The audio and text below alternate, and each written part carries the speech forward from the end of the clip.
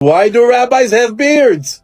It's spiritual antennas. When a person has a karachat, when a person is bald, it symbolizes that the person is disconnected from the root. He has a hole, he has a void, he's lacking. He's lacking in his head. And he has a disconnect, almost like a nullification, from the spiritual influence. When a person has a bald hair, it's a disconnect spiritually because he's lacking something. Why? Because the hair has a certain purpose. What is hair?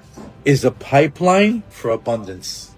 We learned this from the Zohar, that the hairs are considered tiny pipelines that are able to receive God's light from the higher heavens into our reality. Meaning, when a Kadosh Baruch Hu wants to influence, wants to bask us with his holiness that comes from from this light in the high heavens, how does it enter us? Through our hair follicles. The hairs are the pipelines that receive the Shepa. Continues to say in the Zohar, he says these are hairs that the Ein Sof, that the light Ein Sof come out from it, and they enter it, hair follicles, the hairs, strands, that the mercy and the abundance of the world come from this high place in the heavens. And where does that light goes? Inside the hair follicles, inside the hair, and it travels into the person. It's almost like antennas that receive the Shefa. In other words, the way that a Kadosh Baruch Hu is able to instill, to deposit, to put this major light that comes from up above into a thing that is constricted and limited in this world, he puts it into the hairs in order to understand this, because this is a Kabbalistic concept. So maybe it's worth just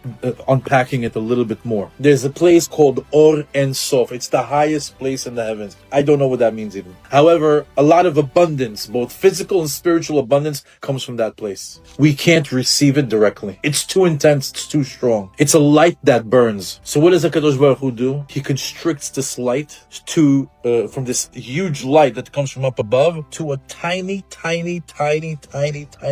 strand of light that can enter a hair, like fiber optics. Your hairs right now here, like little fiber optics that can receive light. Now, it's not the source of light, it's not the body of light, it's the conduit that the light goes through, like spiritual fiber optics. That's what our hair is. When a Kadosh Baruch Hu wants to put this light into us, it travels through the hair of the head, through the hair of the beard. And now you can understand, why do rabbis have beards?